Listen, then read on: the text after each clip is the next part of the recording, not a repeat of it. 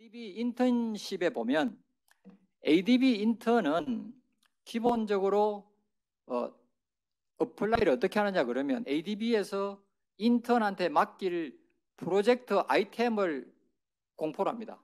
우리는 이번에 우리 국에서는 이런 프로젝트나 이런 스터디 할 사람을 뽑는다. 이래서 ADB 인턴십은 그냥 어플라이 하는 게 아니고 그 인턴을 뽑겠다고 하는 그 테마, 주제에 맞게서 어플라이 하는 거예요. 그러면 거기서 그 사람이 그 문제에 어떻게 접근하는지, 어떤 경험을 가졌는지 봐서 그 사람을 뽑는데 1년에 2번씩 뽑습니다. 그래서 겨울하고 봄하고 이렇게 뽑는데 아직까지 그 2022년 건 안 나왔어요. 근데 2021년 건은 이미 다 끝이 났어요. 그래서 올해 그 1월부터 올 봄에 했던 인턴은 작년 8월부터 작년 9월 말까지 이미 끝이 났고, 그리고 지금 6월부터 하는 인턴은 12월부터 1월까지 이미 어플라이 다 받았습니다. 그래서 보시면 아시겠지만 ADB 인턴은 1년에 2번인데 어플라이 하는 게 벌써 한 6개월 전에 이미 어플라이를 한다. 그래서 여러분들이 이 어플라이를 할 때 그 주제, 내가 잘할 수 있는 주제를 골라서 어플라이를 해야 된다. 이런 거예요. 그래서 이제 인턴을 뽑을 때 캔디데이터는 아까 이제 그 학위를 물어보시는 분들이 많던데 기본적으로 ADB나 국제기구에서는 석사 이상 학위 소유자를 희망을 합니다. 물론 학사도 어플라이를 할 수 있는, 인턴은 안 되지만 그 ADB 직원으로 할 수 있는데 그 경우에는 굉장히 스페셜한 업무 경험이나 이런 게 있어야 되는 거예요. 그래서 국제기구에 여러분이 관심이 있으면 일단 관심 분야를 조금 더 스터디할 수 있는 석사는 이렇게 학위를 하시는 게 좋다. 이게 리퀘어먼트예요. 그리고 박사를 딴 분도 많습니다. 많은데 꼭 박사야 될 필요는 없어요. 없는데 물론 이코노미스트나 이런 분야는 박사가 하면 더 좋은데 그러나 박사가 아니더라도 석사면 괜찮은데 학위로서는 그러나 그에 걸맞는 업무 경험이 많아야 된다. 이렇게 보시면 되겠어요. 그리고 이제 이 인턴은 ADB 회원국의 국적을 가져야 됩니다. 그래서 여러분들이 한국 국적을 가지면 제가 아까 말씀드렸던 다양한 국제기구들은 어플라이를 할 수가 있는 거예요. 그래서 인턴을 뽑을 때 어떻게 하느냐 그러면 ADB에서 이 웹사이트로 이 주제를 이렇게 올해는 이런 국에서 이런 주제를 할 사람을 리서치할 사람을 뽑는다고 나오면 여러분들이 그 온라인으로 ADB Career and Employment System을 이제 잘 돼 있어요. 여기에 어플라이를 하는데 온라인으로 어플라이를 하는데 주로 그 여러분 CV하고 그 에세이를 합니다. 근데 에세이를 보낼 때 여러분들이 그 주제에 맞춰서 이렇게 설명을 하고 그리고 제가 말씀드렸던 크라이테리어를 거기에 여러분들이 강조를 같이 해야 된다. 이런 얘기예요. 그래서 이제 이 ADB에서는 이런 여러분들의 그 익스페리언스나 여러분들의 에세이를 보고 그 스크린을 해서 기본적으로 한 서너 명 정도를 숏리스트를 해요. 여러분들이 쭉 어플라이를 하면 그 서너 명 정도를 숏리스트를 해가지고 요즘 같은 경우는 대체적으로 이 프로젝트를 어사인하는 스페셜 전문가 팀장이 전화나 안 그러면 비디오로 인터뷰를 합니다. 인터뷰를 해서 서너 명하고 인터뷰를 해서 기본적으로 이 사람이 그 이력서나 에세이에서 조금 궁금했던 점을 물어보고 그리고 파이널 캔디데이트를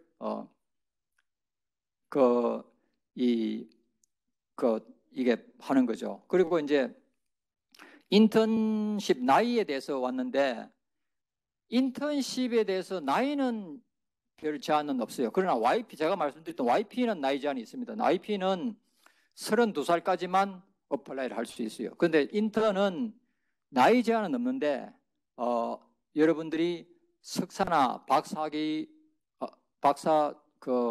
석사 졸업이 되는 그런 학기를 보는 거죠. 그래서 나이 제한은 특별히 없고 학위 제한은 있다. 그런데 YP는 32살의 나이 제한이 있다. 이렇게 보시면 됩니다. 그리고 이제 인턴이 되면 뽑히면 여러분들이 그 어사인했던 ADB 직원하고 협력을 해서 여러분이 독자적으로 그 리포트를 만들고 그 영문으로 그렇죠 하고 그 프레젠테이션을 하고 이렇게 이제 끝나는 겁니다. 그런데 제가 이 앞에 그 토픽에 대해서 이 토픽에 대해서 사례를 들었는데 이게 지금 지금 올 봄에 했던 인턴들의 그 케이스 주제들이 이거예요. 그래서 어떻게 그 시민단체, 그 나라 시민단체를 어떻게 그 인볼브 시키느냐, ADB의 프로젝트를 딜리버할 때 그게 하나 있었고, 그리고 코비드 19에 대한 그 스타디가 2개 있었어요. 하나는 중국에 있었고 하나는 태국. 그래서 이제 이런 주제가 뜨니까 여러분들이 이런 뭐 똑같은 주제는 안 뜨겠죠. 한번 했으니까. 그래서 여러분들이 이런 주제가 좀 스페시픽한 주제가 나온다 이렇게 이제 아시면 되겠습니다. 그 인턴십의 그 기간은 기본적으로 8주예요. 8주인데 원하는 이게 특별한 경우에는 한 6개월까지 할 수 있는데 기본적으로 돈은 이게 고정된 그 월급이 아니고 그 비용을 주는데 이게 8주까지만 줘요. 그래서 나머지 8주를 넘어가는 거는 여러분들이 그렇게 ADB하고 그 팀장하고 협의는 할 수 있겠지만 기획할 수 있겠지만 그 비용은 그렇게 이제 더 돈은 못 받는다. 그래서 유급 인턴은 8주까지예요. 그리고 이 유급 인턴으로 하면 대체적으로 이게 충분하지는 않지만 그러나 거기서 이제 주로 마닐라에서 근무하고 요즘은 또 이제 그 개발도상국에 근무하고 있습니다. 그 나라에서 그냥 먹고 자고 그리고 뭐 교통비 쓰고 그러면서 이제 비행기 가고 하는 이런 거를 그냥 뭐 충분한 아주 남지는 뭐 적으면 안 되겠지만 그러나 그 정도는 이 커버가 되는 금액이에요. 그래서 비행기 요금도 여기서 이제 일부만 준다 그랬는데 기본적으로 비행기 요금이 그게 표준 요금은 굉장히 비싸잖아요. 그런데 이제 사면 이코노미 클래스나 이런 게 이제 할인된 거기 있으니까 그 정도는 준다 이렇게 보시면 되겠습니다. 그래서 그런 그 인턴 돈을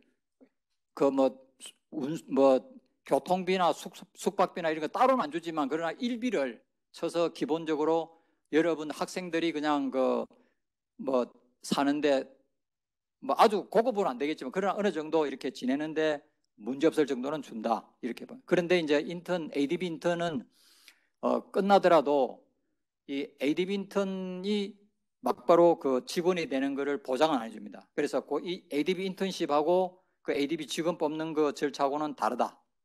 그러나 ADB 인턴을 하면 좋은 그 경력은 되겠죠. 그래서 그게 이제 ADB 인턴십의 자, 이게 조금 길었는데 여러분 다른 뭐 질문이 있으면 질문을 해주시면 좋겠습니다. 저 현장 참석한 김규리라고 합니다. 질문해도 될까요? 네, 먼저 유익한 강의 정말 감사합니다. 아까 이제 좀 전문성을 많이 강조를 하신 것 같아요. ADB가 원하는 인재에 있어서. 근데 이제 김기롱 교수님 같은 경우에는 기재부에서 이제 공무원으로 오랫동안 재직을 하셨고, 이제 다른 경우에는 뭐 다른 국제기구라던가 아니면 뭐 컨설팅 펌이라던가 뭐 이런 데서 경력을 가지고 온 사람들이 있다고 했는데, 보통 이제 YP 말고 그냥 경력직으로 채용된 경우에 뭐 몇 년 정도 일을 하다 온 사람들이 있는지, 또 국제기구라 하면은 뭐 UN이나 뭐 다른 뭐 월드뱅크나 뭐 이런 경력을 말씀하시는 건지 좀 사례가 좀 궁금하고요.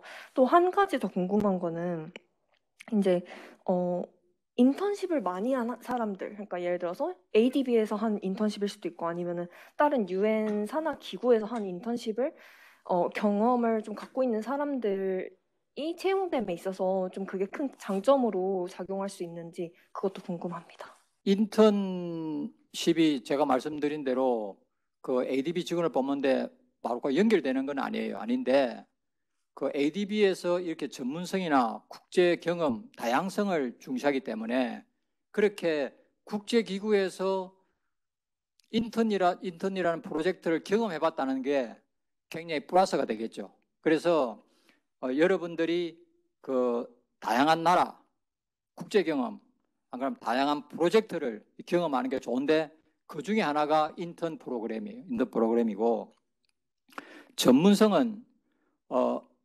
국제기구에서 전문성을 키우면 더 좋겠죠. 그러니까 그러면 그 인터내셔널 익스피리언스도 가지고 그 해당 스페시픽한 프로젝트 경험, 그러니까 보건이면 보건, 뭐 금융이면 금융, 그 뭐 교육이면 교육 이런 걸 하면 좋고, 그러나 그게 아니다 하더라도 전문성은 우리나라에서도 내가 교육이면 교육, 뭐 코비드 19이면 코비드 19, 뭐 금융이면 금융 이런 거에 대해서 자기가 그 경험을 가졌으면 되는 거예요. 되는데 물론 이제 이게 다양성이나 국제 경험도 자기가 맞춰야 되겠지만 그러나 꼭 내가 이 그 전문성을 해외에서만 가질 필요는 없어요. 없는데 그리고 보통 전문성을 라는 게 제가 아까 말씀드린 대로 한 10년 정도 미니멈은 한 8년 정도 보는데 보통 한 10년 내지 뭐 12년 뭐 이렇게 보는데 그래서 한 30대 후반 내지 40대 초반이 이렇게 전문가로 들어오는 게 많은데 YP는 석사하고 한 3년 경험을 하면 된다. 그래서 여러분들이 이 스페셜리스트가 된다는 게 굉장히 중요합니다. 제 같은 경우에는 이카노미스트로 그쪽에서 전문성을 뽑은 거죠.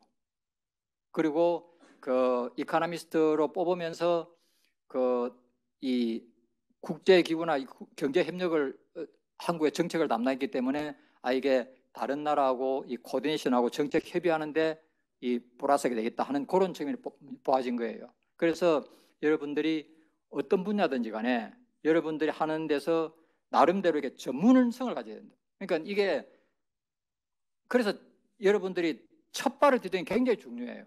내가 어떤 분야에 하겠다 하는 첫 발을 디디고 가급적이면 그 첫 발 디딘 분야하고 이렇게 계속 연결을 시켜 나가야 돼요. 그래서 여러분 스토리가 나는 이런 분야에 이렇게 이런 구체적인 일을 했다. 이런 스토리를 이렇게 쭉 만들어가는 이제 커리어 패스를 만들어야 된다. 또 다른 질문. 네, 교수님 방금 채팅으로 질문이 들어와서 전달해 드릴게요. 환경대학원 석사과정에 재학 중이신 오희진 님께서 질문 주셨는데 국제기구에서는 한국과 달리 정규직의 개념이 없고 계약 갱신에 따라 근무기간이 연장되는 것으로 알고 있는데 계약이 연장되는 비율이 대략 어느 정도 되는지 먼저 여쭙고 싶고 그리고 둘째로 국제기구에서 경력을 쌓고 나서 이외에 다른 분야로 커리어를 쌓는 경우가 있는지 질문해 주셨습니다. 네. 지금 이제 국제기구들이 그 기간을 정해서 연장하는 그런 시스템으로 이제 많이 이동을 하는 경향이에요. 옛날에는 국제기구도 우리나라 공무원처럼 이 어느 정도 보통 이제 3년이죠. 3년 그 커리어를 쌓으면 자동적으로 이제 그 정규직이 뭐 정규직이 뭐 어차피 ADB나 정규직 뽑는데 그 근무 계약 기간이 제한 없이 이렇게 은퇴할 때까지 가는 시스템인데 지금 IMF나 월드뱅크나 이런 데서 그런 계약을 왜냐면 직원들이 이제 정리하기 힘들어지니까 조금 그런 계약직을 많이 뽑는 경향으로 옮기고 있어요. 그런데 아직도 UN이나 그 ADB나 이런 데는 이 첫 3년을 이게 잘해가지고 통과를 하면 그 근무 기한이 제약이 없어요. 그래서 ADB나 UN 같은 경우에는 특히 ADB 같은 경우는 조금 이제 근무 기한에 대해서 조금 안정적이라 볼 수 있고 그리고 월드뱅크나 UN도 일부는 지금 그 기간을 계속 연장하는 시스템을 하는데 그 국제기구나 그 월드뱅크나 UN이나 이런 데도 사실 이 국제 디벨롭먼트 비즈니스를 할 수 있는 경력을 가진 사람 찾기가 쉽지 않아요. 그래서 사실상 거기서 인정을 받고 안 그러면 뭐 크게 문제 있다는 정도가 아니면 이렇게 연장되는 경우가 많아요. 그래서 여러분들이 그 커리어를 국제기구로 이렇게 하는데 뭐 그렇게 뭐 우리나라에 지금 문제가 되고 있는 뭐 정규직, 비정규직 이런 것처럼 너무 걱정 안 해도 되는 거예요. 중요한 것은 여러분들이 여러분들의 전문성하고 여러분 능력을 키워나가는 거예요. 그러면 뭐 여러분들이 근무할 수 있는 한도까지 근무하는데 큰 문제는 없을 거예요. 참고로 은퇴 기간은 ADB가 지금 62세인데 이게 65세로 지금 연장되는 움직임을 보이고 있고 지금 월드뱅크나 IMF 같은 데 65세까지 유엔도 65세고 그래서 기본적으로 65세까지를 잡아놓고 그런데 이제 그 중간에 조금 부적격자를 걸러내는 시스템이 쉽지가 않으니까 국제기구에서도 그러니까 계약제라는 게 있는데 기본적으로 여러분들이 그 나름대로 성과를 내고 준비된 상태가 되면 그 연장되고 하는 데는 큰 걱정 안 해도 되고 그리고 ADB 같은 경우는 아직까지는 3년을 그렇게 무사하게 근무를 하면 이렇게 완전 정년 보장되는 그 테뉴어 시스템이죠. 테뉴어 시스템으로 간다 이렇게 보시면 되겠습니다. 또 다른 질문. 안녕하세요, 교수님. 저는 행정대학원 글로벌 행정 전공하고 있는 연다정입니다. 오늘 이렇게 유익한 강연 해주셔서 너무 감사드립니다.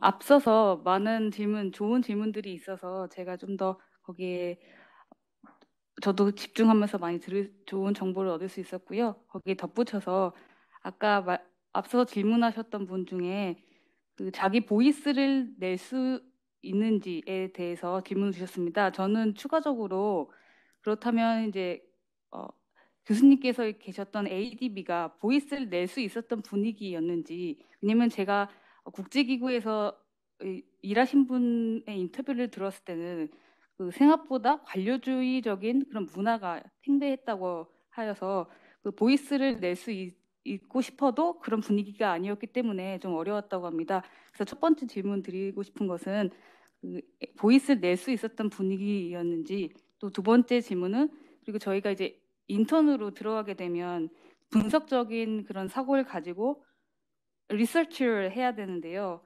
어떻게 하면 분석적인 사고를 키울 수 있을지 대학원에서 어떤 식으로 훈련을 하면 좋을지 조언을 듣고 싶습니다.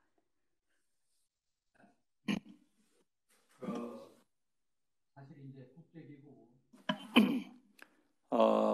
또 이게 관료적인 조직이기 때문에 좀 조심하는 분위기가 있는 거는 맞아요. 맞는데 상대적인 개념으로 우리나라하고 비교해 볼 때는 굉장히 오픈돼 있다.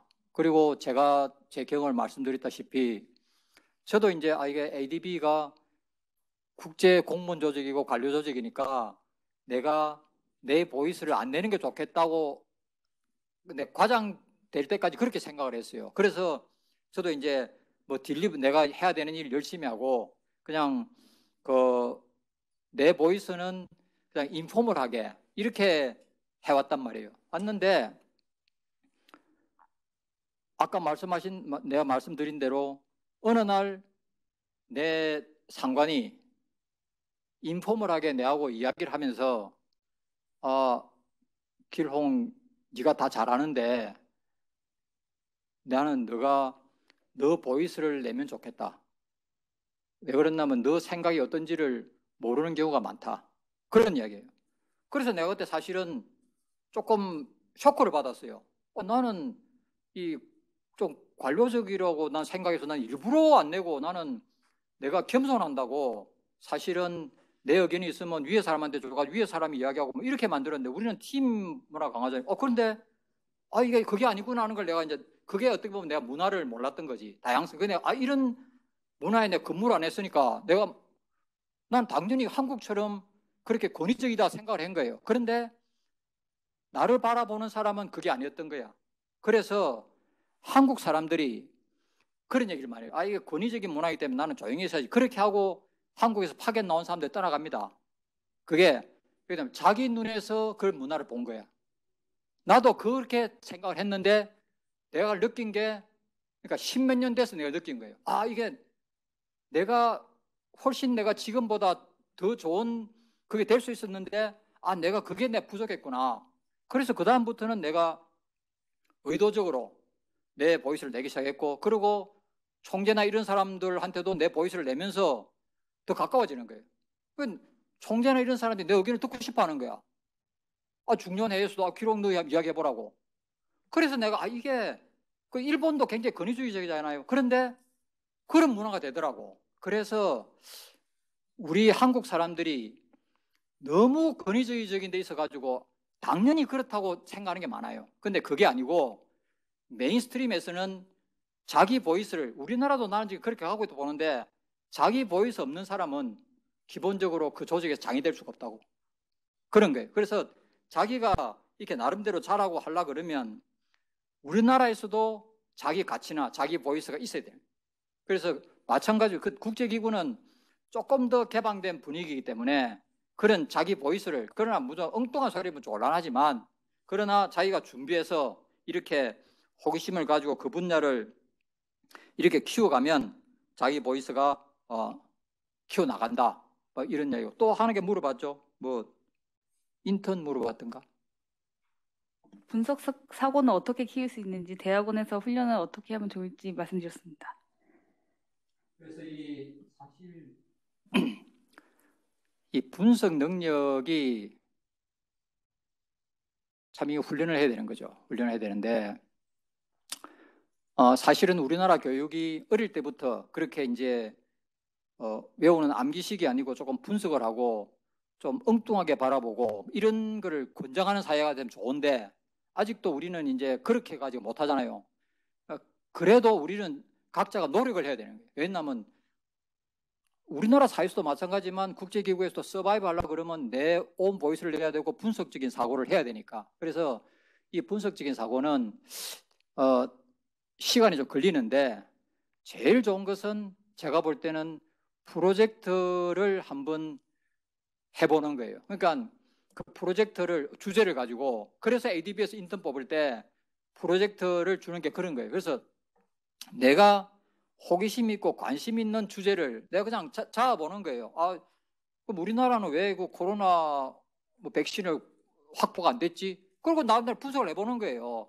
그러면서 뭐 자기가 신문이나 이런 나오는 것보다 조금 더 깊이 보고 좀 더 색다른 거 할 수 있으면 그게 이제 하나의 되는 거예요. 그래서 내가 이 분석적인 그 능력을 키울 때 제일 중요한 게 왜라는 질문을 해야 되는 거예요. Why? 왜 이게 이런 일이 생겼을까? 그런 노력을 질문하는 능력이 제일 중요한 거죠. 그래서 이 사회 이슈를 볼 때 왜 이게 발생했냐? 그 why라는 거에 대해서 자꾸 자꾸 이게 관심을 가지고 파다 보면 이 분석이 되는 거죠. 그래서 개발도상국의 이슈에 대해서도 왜 이 나라는 이런 게 안 되냐? 그러면 거기서 뭐 이렇다 그러면 왜 이게 안 됐냐? 그렇게 쭉쭉쭉쭉 파다 보면 나름대로의 비유가 생긴다. 그래서 어떻게 보면 왜에 대한 질문 능력, 그게 우리가 중요하지 않을까 하는 생각이 듭니다. 답변 주셔서 감사합니다. 열정적으로 설명을 해주시고 또 사실 지금 온라인으로 참석하셔서 강의를 들으신 분들이 계속적으로 지금 질문이 들어오는데 이거를 뭐 다 지금 오늘 이 자리에서 다 답하기는 쉽지 않을 것 같고요.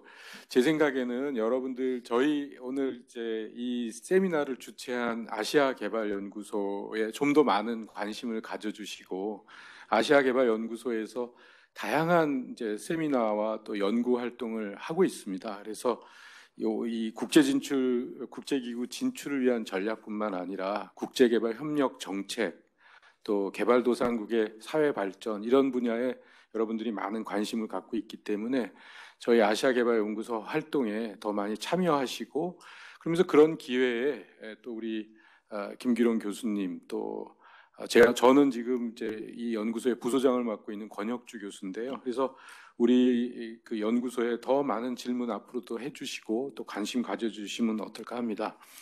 자, 그래서 이렇게 오늘 오프라인, 온라인, 그다음에 직접 참여해 주신 분 여러분들이 참여해 주셔서 최근에 온라인 세미나 중에 가장 많은 참여자와 또 가장 많은 열기를 가지고 진행된 것 같습니다. 여러분들 온라인으로 참석을 하신 분들도 또 직접 참여하신 분들도 오늘 이렇게 열강을 해주신 김기룡 교수님께 큰 박수 부탁드리겠습니다.